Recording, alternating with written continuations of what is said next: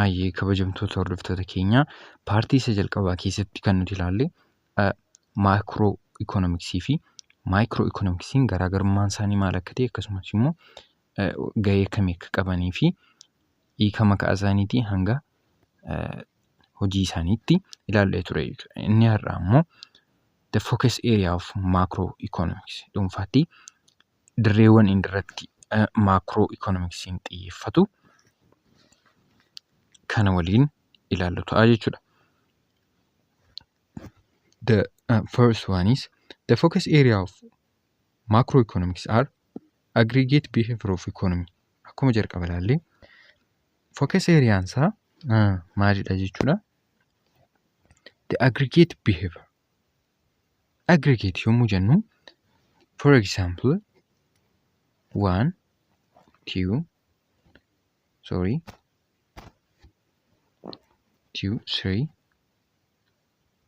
fakkeenyaaf lakkoofsa kana akkasitti barreessuu dandeenya. Lakkoofsa kana akkatti gaafa barreessinuu fi simply immoo tokko 1 plus 2 plus 3 is what 6 isn't it? Fakkeenyaaf akka jennee barreessuu dandeenya. Baay'ina wanta tokko takka tokko takka lama takka sadii jennee ibsuu dandeenya. Fakkeenyaaf baay'ina wanta tokko garuu immoo gabaabsinee 6 jennee yeroo keenyu maal goone jechuudha walitti hidhaan jechuudha. Amma ikoonomiksii keessatti immoo yoo fuunee ilaallu yaada kana baay'inni lakkoofsa kanaa meeqa? 3 jitiin tokko tokkoon si'a 3 barreeffama. As keessatti garuu si'a takkaa qofa barreessine. Amma fakkeenya kanaan maal hubachuu dandeessu jechuudha. This one is microeconomics. Micro wantoota xixiqqaatu achi keessatti jira garuu dinagdee naannoo tokko keessatti fakkeenyaaf fiirmii yookaan dhaabbata daldalaa dhaabbata hojii tokko baay'ee akkasiitu jira garuu maal aggregated miti walitti hin qabamne. Maayikiroon kun garuu maakiroon kun jechuudha MN garuu aggregated dabareedha jechuudha. Kanaafuu amma lakkoofsi tokko 2 3 kun yeroo walitti aggregate ta'an maal ta'anii 6 ta'aniiru jechuudha. Kanaaf amala akkasii qaba jechuudha. Aggregate fakkeenyaaf dhaabbanni kaampaaniin warshaan uffata oomishu tokko yoo jiraate fakkeenyaaf warshaan uffata oomishu yoo jiraate inni kan biraa immoo asitti warshaan meeshaa oomishu yoo jiraate baasii isaanii qorachuuf haa jennu fakkeenyaaf baasii isaan baasan yoo qoranne baasiin inni kan uffata oomishu baasu akkasumas immoo inni meeshaa oomishu baasu walitti hidhamee baasii ta'ee ta'a jechuudha. Garuu baasiiwwan sun sadarkaa disaggregated levelittidha jechuudha malee aggregated levelii miti jechuudha. Garuu akka walii galaatti immoo maakroo ikoonomiksii keessatti gaafa finnu baasiitu walitti hidhamee ta'a malee kan uffataa yookaan immoo kan meeshaa jennee adda baasnee ibsuun hin danda'amu jechuudha. Because of what? Because of aggregate behavior. Sadarkaa walitti hidhamutti yookaan immoo sadarkaa walitti qabamaatti akka gamtaatti waan ilaalamuudhaaf jechuudha. Aggregated behavior. And another one is such as economic growth. Akkuma amma dubbanne akkuma kanaan dura paartii jalqabaa keessatti viidiyoo paartii jalqabaa keessatti ilaalle economic growth guddina biyyaa haasa'uu fi guddina warshaalee haasa'uun garaagara. Fakkeenyaaf guddina warshaa tokko baasii isaa akkuma malaalli galii isaa riiskii inni qabu bu'aan inni buufatu akkasitti yeroo ilaalaa deemnu sadarkaa xixiqqaattidha jechuudha. Garuu giroozii ilaallu girooziin akka biyyaatti jiru immoo kan hunda isaanii of keessatti qabata jechuudha. Kana garaagarummaan isaa inni biraan employment carraa hojii inflation akkuma paartii jalqabaa keessatti ilaalle seensa keessatti qaala'insa distribution of income qoqqoodamiinsa galii yookaan immoo bu'aa inkaamiin argamu akkamitti distribuute kan ta'u. Akkam biraan maakroo ikoonomik policies. Poolisiin yookaan immoo tarsiimoon macro economics keessa jiru maal akka ta'e akkasumas immoo international trade warreen akkasii qormaatarra tasumaan hafanii jechuudha. Warreen afran shanan kana qabachuun barbaachisaadha. Innis maali? Focus area of macro economics. The first one, growth, economic growth, employment, inflation, qaala'insa. Bakka kana jechuun maal jechuudha? Akka dhuunfaatti to'atamuu kan hin dandeenyedha jechuudha. Akka dhuunfaatti kan to'atamuu hin dandeenye, akka waliigalaatti, akka biyyaatti kan sirni diinagdee biyyaa kan hoogganame malee kan jijjiiramuu hin dandeenye. Fakkeenyaaf warshaan tokko qofaan gatii gadi waan dhiyeesseef yookaan xiqqeesseef, for example haa fudhannu soap factory. Warshaan saamunaa tokko gatii saamunaa dhiyaatu parsentii 90 yoo gadi buusee gatiin saamunaa biyya Itoophiyaa keessa jiru hin xiqqaatu. Kana jechuun immoo maal jechuudha? Infleeshinii yookaan immoo qaala'insa sadarkaa firmiitti yookaan immoo sadarkaa gadaanaatti xiqqeessuun hin dandeenyu jechuudha. Maal yoo ta'e malee infleeshiniin akka biyyaatti yoo to'atame malee sadarkaa firmiitti maayikiroo ikoonomiksii keessatti to'atamuu hin danda'u jechuudha. Akkasuma warreen hafan warreen nuti tarreessine kun international trade fakkeenyaaf international trade gaafa fudhanne international trade hariiroo for example hariiroo US versus Ethiopia hariiroo biyyoonni lama waliin taasisanidha jechuudha. Sadarkaa xiqqaatti sadarkaa naannootti yookaan immoo gadaanaatti wanti jijjiiramu affect gochuu danda'us hin jiru jechuudha. Kanadha jechuudha hubattaniittu jedhee yaada. And another one is the study of macroeconomics helps us to understand and try to find answers for the central macroeconomics questions such as. Egaa akkuma dubbanne gaaffiiwwan gurguddaa akka biyyaatti yookaan akka waliigalaatti jiran armaan gadii deebisuuf nu gargaara jedha jechuudha. Maaltu? Macroeconomicsiin jechuudha. And the first one is what factors determine flow of total output produced in economy over time. Kana jechuun maal jechuudha? Adeemsa yeroo dheeraa keessa dinagdee biyya tokko keessatti baay'ina outpuutii yookaan immoo oomishaa biyya tokko keessa jiru akkamitti determine goona yookaan murteessina kan jedhu murteessuuf nu gargaara jechuudha. Maaltu? Macro economy gaaffii akkasiif deebii kennaa jechuudha. Maali? Total outputiin biyyi tokko qabdu. Outputiin akkami? Ethiopian outputiin what is Ethiopian output? What is GDP of Ethiopia? Gaaffii akkasii deebisuu kan nuti dandeenyu yaada kana jalatti jechuudha. And the first one is this one, and another one is how can nation increase its rate of economic growth? Guddina biyyaa yookaan immoo economic growth rate economic growth biyya tokko akkamittiin increase gochuu dandeenya? Economic growth kan nuti jenne immoo isuma ammaasitti economic growth jenneedha jechuudha gara jalqabaa seensa keessatti. Another one is what are the cause of inflation? Maddi qaala'insaa maali? How it can be controlled? Akkamitti immoo to'atamuu hin danda'amu? Gaaffii akkasii deebisuudhaaf kan gargaarudha jechuudha. How do government policy affect output? Poolisiin yookaan immoo tarsiimoon mootummaanii sirna dinagdee irratti baasu immoo akkamittiin immoo outputii sana irratti dhiibbaa qabaachuu danda'a? Unemployment yookaan hojii dhabdummaa irratti akkamitti dhiibbaa gochuu danda'a? Inflation irratti, growth irratti akkamitti dhiibbaa gochuu danda'a kan jedhuufaa gaaffii akkasiidhaaf deebii kennuu kanneen danda'anidha jechuudha. Macroeconomics. And another one is how can business cycle downturns be managed? Fakkeenyaaf biyyoota akka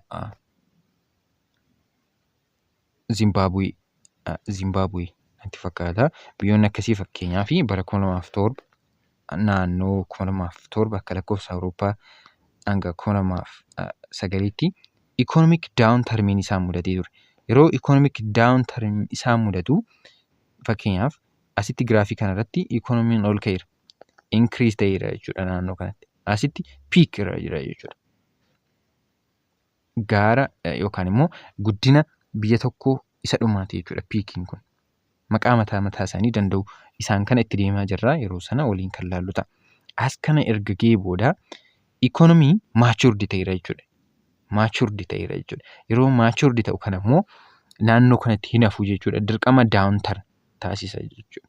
Ikoonomiin biyya tokko ol ka'a gadi bu'a. Yeroo ol ka'u sana dirqama gadi bu'uun isa fuuldura jira jechuudha. Dirqama daawuntarnii mataa isaanii qabaata jechuudha. Yeroo daawuntarnii sana immoo akkamitti maaneej gochuu dandeenya? Akkamitti immoo maaneej ta'uu danda'a kan jedhu irratti kan hojjetudha jechuudha. It is what? Macroeconomics. And another one is how does the domestic economy interact with the rest of the world? Domestic economy. Dinagdeen biyya keessaa akkamitti dinagdee biyya alaa wajjiniin hariiroo akkamii qabaata? Akkamitti dhiibbaa walirratti qabaata? Fakkeenyaaf Ethiopian birr versus American US dollar.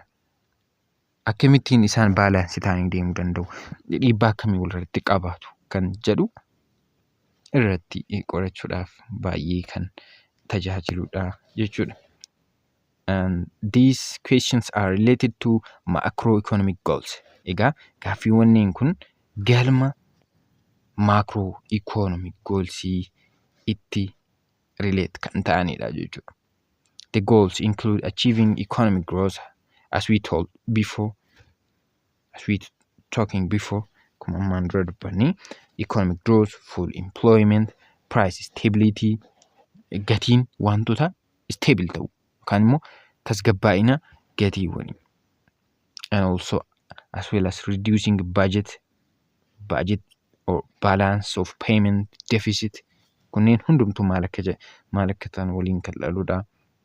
And ensuring fair distribution of income, qoodamiinsa galii madaalawaa ta'ee fi fair ta'e kan sirrii ta'edha jechuudha. In society, thus countries' macroeconomic health is examined through such as goals as a rise in standard of living.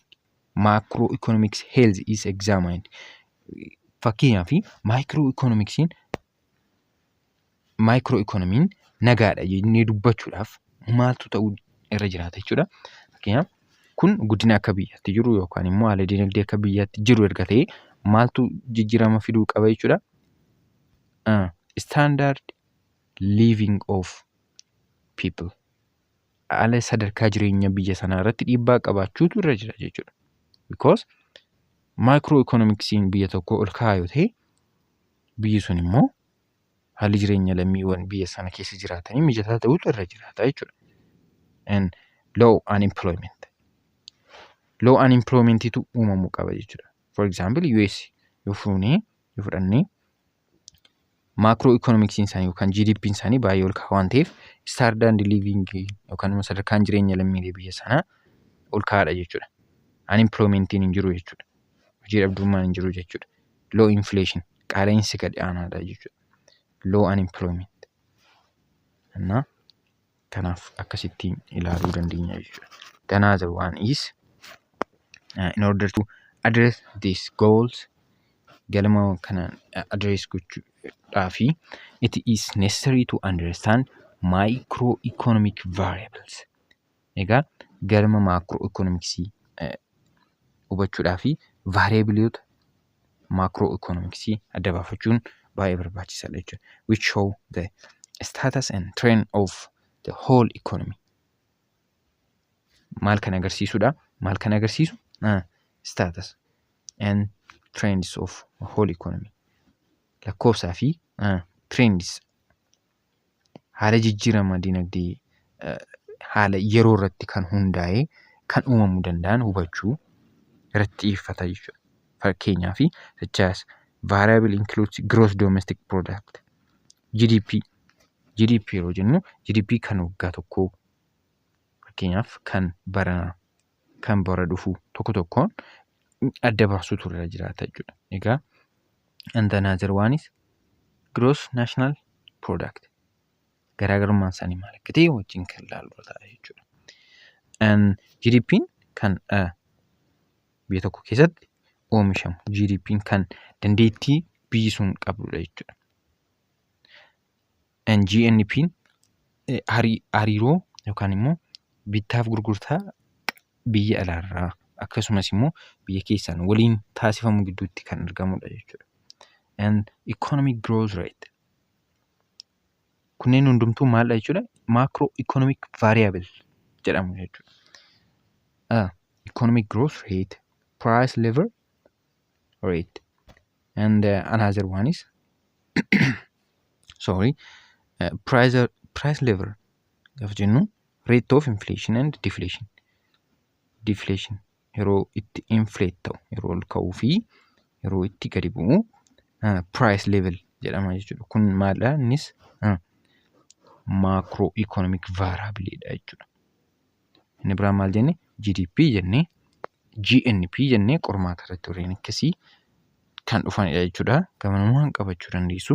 Inni biraan economic growth rate. Economic growth qofa osoo hin taane economic growth rate, price level gaafa jennu yeroo pricing high ta'u qofa osoo hin taane yeroo itti devaluate kan of keessatti qabatudha jechuudha lamaansa. And another one is investing kunis macro economic variable dha jechuudha.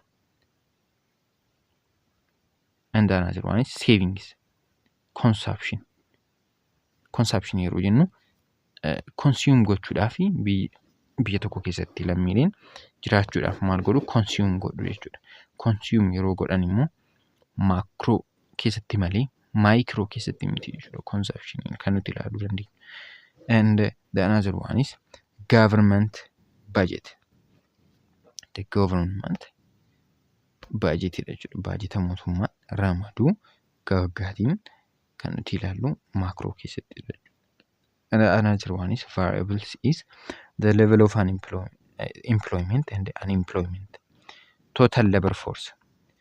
Hamma total labor force qaama hojjetu yookaan immoo humna hojjetu akka biyyatti jiru. And the another one is demand for money, supply of money, total export, total import, trade balance and exchange. Akkuma malaallee daldala jijjiirraa maallaqaa akkasumas immoo hamma importii ta'uu mi'a waliin import isaan keessaa galan akkasumas immoo gara alaatti ba'an jechuudha.